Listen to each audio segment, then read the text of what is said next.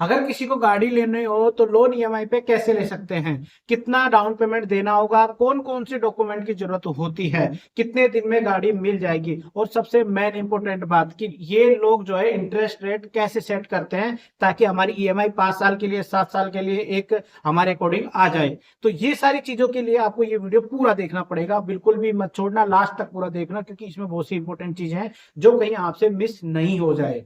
तो देखिए फ्रेंड्स, सबसे पहले हम लोग जब गाड़ी लेते हैं तो हम लोग तो सिर्फ बजट देखते हैं, ठीक है फ्रेंड्स। लेकिन बजट ठीक है एक तरह से देखने के लिए, किन के लिए, जिनके पास पैसा है डाउन पेमेंट देने के लिए और उनको मतलब नहीं है डॉक्यूमेंट भी पूरे हैं। बात आ जाती है कि जिनको नॉलेज नहीं है डॉक्यूमेंट कितने चाहिए, क्या चाहिए, कितना डाउन पेमेंट दे सकते हैं, पैसों की भी दिक्कत है लेकिन गाड़ी लेनी है, तो वहां पे देखिए बजट के साथ साथ आपको देना होगा पेपर। पेपर के लिए यहाँ पे देखिए कोई भी बंदा हो उसको सबसे पहले तो 3 चीजें तो सबके पास होनी चाहिए। आधार कार्ड होना चाहिए, पैन कार्ड होना चाहिए, आपकी एक पासपोर्ट साइज फोटो होनी चाहिए और एक बिजली का बिल होना चाहिए या लैंडलाइन वाला टेलीफोन का बिल होना चाहिए, इस तरह का कोई भी बिल जिसपे बिल आता हो एड्रेस के लिए, ठीक है। ये सारी चीजें होनी चाहिए। उसके बाद में आती है अब बैंक की बात, बैंक की यानी आपके इनकम प्रूफ की बात। तो इनकम प्रूफ के लिए ना यहाँ पर 2 कैटेगरी बनाई गई है। एक तो इनकम प्रूफ वाले बंदों के लिए, एक एनआईपी यानी कि नॉन इनकम प्रूफ वाले बंदों के लिए। एनआईपी में कौन आते हैं नॉन इनकम प्रूफ में? जो सब्जी वाला हो गया, दूध वाला हो गया, डेयरी वाला हो गया है, कोई किराने वाला हो गया है,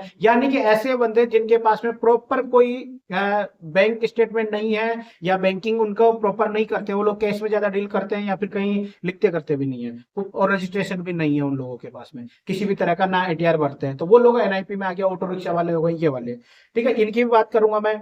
ये लोग वो होते हैं, चलो इनकी बता, इन लोगों को क्या थोड़ा सा हायर रेट पे इंटरेस्ट रेट देना पड़ता है और इनके प्रोफाइल देख के इनको फाइनेंसर जो होता है वो जज करता है कि इनको कितना लोन मिल सकता है, कहां से मिल सकता है और किस बैंक से मिल जाता है। दूसरा आता है आईपी वाले यानी कि इनकम प्रूफ वाले। इनकम प्रूफ में कौन से होते हैं? सैलरी वाले बंदे और बिजनेस वाले बंदे। सैलरी वाले कोई भी गवर्नमेंट या प्राइवेट सेक्टर में जॉब करता हो और उसकी सैलरी आती हो बैंक में या फिर उसके पास में सैलरी स्लिप हो, तो वो चीजें होती है। और दूसरा होता है दूसरे बंदे जो कि आईटीआर भरते हैं और अपना बिजनेस रजिस्ट्रेशन के साथ में अच्छे से कर रहे हैं और आईटीआर भरते हैं, प्रॉपर बैंक स्टेटमेंट भी है उनके पास में। तो दोनों ही केस में क्या होता है कि बैंक स्टेटमेंट ली जाती है 6 महीने की, इसके अलावा इससे ली जाती है बैंक स्टेटमेंट के साथ में 2 साल की, और कुछ कुछ बैंक 3 साल की आईटीआर लेते हैं। और इस वाले केस में फॉर्म 16 लिया जाता है जो कि आईटीआर का काम कर देता है, उनके इनकम प्रूफ का उसमें सोर्स मिल जाता है। तो ये हो गया आईपी वाले, इनकम प्रूफ वाले। तो इनकम प्रूफ में क्या है? सैलरी स्लिप, बैंक स्टेटमेंट या फिर फॉर्म 16, और नो और दूसरा बिजनेस वालों के लिए आईटीआर 2 से 3 साल की और बैंक स्टेटमेंट। दूसरे केस में वो भी बताऊंगा। अब यहाँ पे अगर ये सारी चीजें हैं तो आपकी फाइल आज ही लॉगिन हो जाएगी। जैसे आप प्रॉपर पूरे पेपर दे देते हो शोरूम में जाके, तो आपकी आज ही फाइल लॉगिन हो जाएगी, फाइनेंशियल लॉगिन करवा देगा और क्रेडिट मैनेजर जो है ना वो एफआई के लिए थर्ड पार्टी को कॉल कर देगा, तो आपकी 2 से 3 घंटे में एफआई भी हो जाती है। तो सेम डे सारा प्रोसेस हो जाता है। कोई दिक्कत होती है तो उस दिन पूरा कंप्लीट होके और गाड़ी के लिए पेपर तैयार हो जाते हैं, अगले दिन आप गाड़ी उठा सकते हो। ये तो हो गया एक फेयर केस में जब आपके पास में Aadhaar card, PAN card, electricity bill और इनकम प्रूफ है। अब बात कर लेते हैं दूसरा सेक्टर, ऑटो रिक्शा वाले हो गए, टैक्सी वाले हो गए, कोई भी सब्जी वाला, इस तरह का जिनके पास में इनकम प्रूफ प्रॉपर नहीं होते हैं, आईटीआर नहीं भरते हैं। तो उन लोगों का क्या है, फाइनेंसर पहले बात करता है और उनको देखता है, जज करता है उनको। इस केस में 2 से 3 दिन लग सकते हैं, बाकी एक दिन में भी काम हो सकता है अगर प्रूफ रहता है तो, नहीं तो 2 से 3 दिन में हो जाएगा, क्योंकि इसमें एफिडेविट वगैरह कुछ ना कुछ और लफड़ो रहता है पेपर का। तो यहाँ पे क्या होता है, जैसे मान लीजिए कि कोई गांव में रहता है, खेती करता है, तो उस केस में क्या होगा कि उसके खेती की जमाबंदी ली जाएगी और उससे आधार कार्ड लिया जाएगा, फोटो ली जाएगी और बैंक का स्टेटमेंट भी लिया जाएगा अगर है तो, नहीं तो उसको कुछ लिख के और इस तरह से प्रॉपर फाइनेंशियल चेक करता है उसका, ठीक है। दूसरा केस हो गया कि कोई टेम्पो चलाता है, टैक्सी चलाता है, या फिर जिसके पास में इनकम प्रूफ नहीं है, सब्जी का ठेला लगाता है, किराने की शॉप करता है, तो उनसे भी जो है ना इसी तरह की उनके घर की फोटो ली जाएगी। घर पे जाएगा बंदा, उनका देखेगा कि किस तरह से रहन सहन है, क्या है बंदे की, क्या प्रोफाइल है, कितना दे सकता है, कितना कमाता है, तो वो सारा सब कुछ करके और अपना बना लेता है कच्चा पक्का जो भी बना के, और फिर वो डिसाइड करता है कि इसको कौन सा बैंक देगा। अब बैंक की बात कर लेते हैं। जिनका इनकम प्रूफ अच्छा है, प्रोफाइल अच्छी है, उन लोगों को जो है नेशनल बैंक हैंडल करता है, जैसे एसबीआई हो गया, एचडीएफसी हो गया, आईसीआईसी हो गया है, ठीक है। अब बात कर लेते हैं नॉन इनकम प्रूफ वाले, जो जिनके पास इनकम प्रूफ नहीं होता, उन लोगों को कौन हैंडल करता है? महिंद्रा एंड महिंद्रा हो गया है, इंडसिंड हो गया है, चोलामंडल हो गया है, एयू स्मॉल फाइनेंस बैंक हो गया, सुंदरम हो गया है और श्रीराम हो गया है या बजाज हो गया, इस तरह के जो बैंक है वो वाले हैंडल करते हैं इनको। अब दोनों में फर्क क्या आता है? दोनों में फर्क ये आता है कि जो इस तरह के नेशनलाइज्ड बैंक है, एचडीएफसी, आईसीआईसी, एसबीआई, तो ये लोग जो है 9.45 से लेकर के और 10 के बीच में, यानी कि 9.5 से 10 के बीच में इस परसेंटेज पे इंटरेस्ट रेट पे ये लोन फाइनेंस कर देते हैं। जबकि इनका क्या केस रहता है, ये लोग जो है ना 11 से 13% के बीच में करते हैं, 1 से 2% का इन पे हाइक रहता है, क्योंकि ये लोग जो है उसी प्रोफाइल पे हाथ डालते हैं जहां पे ब्याज ज्यादा मिल रहा है। तो ये बैंक अलग हो गई, ये बैंक अलग हो गई, दोनों का पता चल गया। अब कोई लोग ये बोलेगा कि अगर मैं सीधा बैंक में जाके करूं फाइल तो क्या होगा। बैंक में जाके करोगे तो गाड़ी जिस दिन लोगे ना उससे 7 दिन पहले जाना भैया, क्योंकि होता है क्या है कि बैंक वाले जो है ना, जरूर नहीं है आप आज गए तो आप ही के लिए थोड़ी बैठे हैं, वो लोग फाइल करेंगे तो करेंगे, नहीं तो नहीं करेंगे। उनकी जच्ची तो करी तो नहीं करी, तो वो लोग क्या करते हैं, अगर फाइल ली है तो हो सकता है आज नहीं करे, कल नहीं करे, आज वो डालेंगे, कल उस पर कोई बंदा काम करेगा, परसों वो आपको रिप्लाई देंगे, फिर आप जो है शोरूम जाओगे, फिर आप गाड़ी उठाओगे। तो इस तरह से 5 से 7 दिन लग सकते हैं इस केस में। और अगर आप सीधा शोरूम से लोगे तो शोरूम में तो आज पेपर दिए और कल गाड़ी उठा लो आप एक ही दिन के अंदर। अब दोनों में फर्क कितना आएगा, जैसे 9.5% पे दे रहा है इंस्टेंट शोरूम वाला, तो 9.40 9.35 पे 10 मुश्किल से 10% का, मतलब 10.10 का या फिर 15 का फर्क आएगा, ज्यादा फर्क नहीं आता है। मुश्किल से 50 या 100 रुपए की ईएमआई पे फर्क आने वाला है, इससे ज्यादा कोई फर्क नहीं आने वाला है। ठीक है, ये सारी चीजें हो गई हैं। अब बात कर लेते हैं कि कितना परसेंट का फाइनेंस कर देते हैं। तो आपको बता दूं, नेशनल बैंक जैसे एसबीआई, एचडीएफसी, आईसीआईसी, ये लोग जो है प्रोफाइल के अकॉर्डिंग आराम से 85 से 100% तक भी कर देते हैं। किसका, एक्स शोरूम, आरटीओ और इंश्योरेंस का। जैसे मैं आपको बता देता हूँ, एक गाड़ी का एग्जाम्पल लेते हैं अपन यहाँ पर। अपन बात करते हैं स्विफ्ट गाड़ी है, जो कि 6,48,000 रुपए एक्स शोरूम है, इसका 70,000 रुपए आरटीओ है और इंश्योरेंस है 32,000 रुपए। तो इसका टोटल जो है ऑन रोड प्राइस ये आ रही है 7,52,000 रुपए। ठीक है, इसमें से ये ऑन रोड 7,52,000 की नहीं आएगी, 7,30,000 या कुछ की आएगी।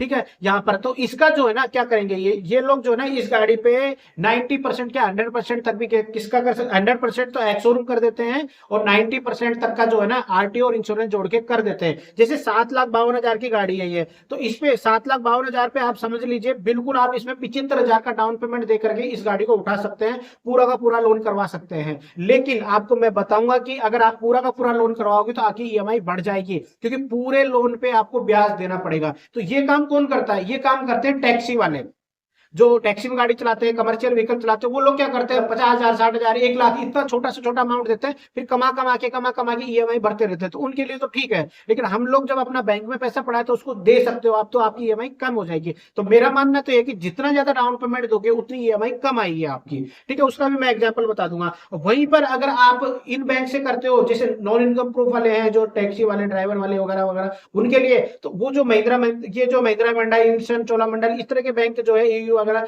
ये लोग क्या करते हैं, एक्स शोरूम का 90 तक करते हैं। ये कभी भी 100% फाइनेंस नहीं करेंगे, उससे पहले 70%, 80%, 85%, 90% इतना ही करेंगे ये लोग, ज्यादा नहीं करते हैं। अब बात कर लेते हैं फाइल चार्जिंग का। फाइल चार्जिंग कैसे वसूल करते हैं, इंटरेस्ट रेट तो मैंने बता दिया, इसकी ईएमआई भी मैं बताऊंगा। फाइल चार्जेस का ये रहता है कि इनका फिक्स रहता है फाइल चार्जेस। जैसे आप 5 लाख की गाड़ी है उसमें लोन लेते हैं तो 8,000 रुपए फिक्स है, इसमें लाख का या परसेंटेज का कोई इशू नहीं होता है। और अगर आप 10 लाख तक की गाड़ी लेते हो तो उसपे जो है 13,000 रुपए का फाइल चार्ज रहता है इनका, प्रोसेसिंग। उसके अंदर क्या क्या आता है, फाइल चार्ज के अंदर सर्विस चार्ज आ गया है, डॉक्यूमेंटेशन चार्ज आ गया है और स्टाम्प ड्यूटी आ गई है। इस तरह के 3-4 चार्जेस मिला करके तो ये एक तरह से देखे तो 8,000 से लेकर के 12-13,000 रुपए के बीच में आपके फाइल चार्ज लगने हैं। ये पक्का है जो लोन लेते हो आप। और यही जो चीज है ना, ये अगर दूसरे बैंक से करवाते हो आप, जैसे ये एनआईपी वालों में, उनमें थोड़ा सा बढ़ सकता है पेपर वर्क, क्योंकि वो फाइनेंशियल पे डिपेंड करता है कि वो कितना पैसा ले। अब बात कर लेते हैं चेक की। तो चेक जो है ना, दोनों ही केस में क्या है, चेक भी लिए जाते हैं। तो कई कई तो एक चेक ले लेते हैं, कई लोग 4 से 5 चेक लेते हैं, और कई जगह चेक लिए भी नहीं आते। कई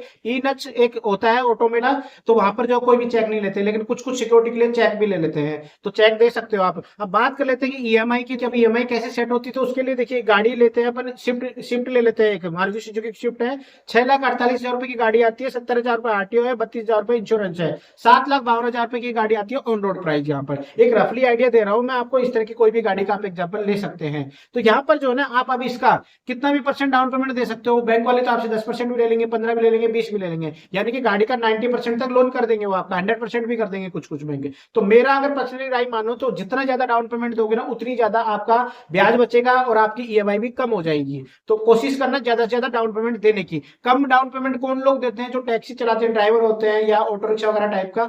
क्यों, क्योंकि उनको जो है ना डेली कमाना होता है, और फिर वो पैसे से जो है किस्त भरते हैं, तो कमाते रहते हैं, किस्त भरते रहते हैं, क्योंकि अपने पास पैसा होता नहीं है। तो इस तरह से। और लेकिन हम लोगों को क्या होती है, गाड़ी लानी है, घर पे खड़ी करनी है, कभी कभार घूमने जाना है, तो उस लोगों उसके लिए अपन क्यों फालतू का ब्याज भरें, क्यों ईएमआई ज्यादा दें। तो हम लोगों को क्या ज्यादा डाउन पेमेंट देना है ताकि हमारी ईएमआई कम आए, ब्याज कम लगे और जल्दी किस्त चुक जाए। तो अब करना है, देखिए 7,52,000 रुपए की है तो मेरा माने तो 2,52,000 रुपए डाउन पेमेंट दिया है, इसमें अपन ने 5 लाख रुपए रख लिया लोन के लिए। तो 5 लाख का लोन करवाएंगे अपन। अब 5 लाख की मैं दो तरह की किस्त बताने वाला हूँ, एक आईपी वाले यानी कि जिनका इनकम प्रूफ अच्छा था, और एक जिनका इनकम प्रूफ अच्छा नहीं था। तो जिनका इनकम प्रूफ अच्छा था आईपी वाले, उन लोगों के लिए 5 लाख का 5 साल के लिए 9.52% पे, मतलब 9.5 की रेट पे मान लीजिए 10,000 रुपए की किस्त आने वाली है उनकी। वहीं पर नॉन आईपी वालों के लिए 12 से 13% पे लोन मिलेगा, क्योंकि इनकी प्रोफाइल अच्छी नहीं होती है। तो इनके लिए किस्त आने वाली है 11,200 रुपए की, यानी कि 700 से 800 रुपए का एक किस्त में फर्क आएगा 5 साल वाली के लिए। 7 साल के वाली के लिए भी देख लेते हैं, इनके लिए जो 7 साल की किस्त आने वाली है 5 लाख के लिए वो 8,000 रुपए की आने वाली है, और इनके लिए जो किस्त आने वाली है वो 8,800 या 900 रुपए की आने वाली है। करीबन 700-800 रुपए का फर्क यहाँ पे भी आ गया। ओवरऑल अगर अपन देखें ब्याज के अंदर, तो ये लोग देंगे 1,30,000 रुपए ब्याज, ये लोग देंगे 1,74,000 रुपए ब्याज, यानी कि करीबन दोनों के ब्याज में 30 से 40,000 रुपए का फर्क आ गया है। तो ये बहुत बड़ा डिफरेंस आ जाता है आपकी। अभी तो महीने की किस्त में तो 500-700 दिखते हैं, लेकिन ओवरऑल देखें तो आपको 30 से 40,000 रुपए का फायदा मिल जाएगा। इसलिए आपको डॉक्यूमेंट अच्छे रखने हैं और इनकम प्रूफ अच्छा रखना है। अब बात ये करते हैं कि लोन जो देते हैं अपनी इनकम यानी सैलरी का कितना दे सकते हैं। मान लीजिए आप 30,000 रुपए कमाते हो तो क्या आपको लोन मिल जाएगा?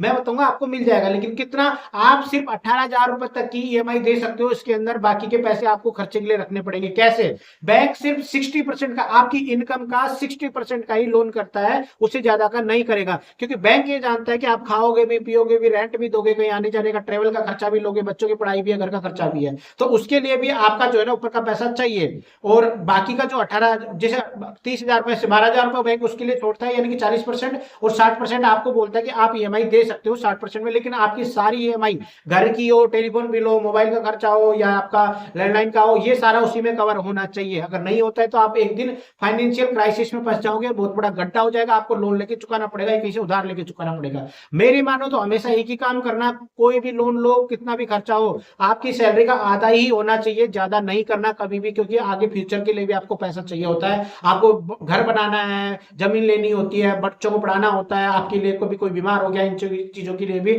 फाइनेंशियल स्ट्रॉन्ग होना जरूरी है कंडीशन, तभी आप आगे जाके सर्वाइव कर पाओगे, नहीं तो इसी में फंस जाओगे आप और बहुत बुरा फंसोगे आप।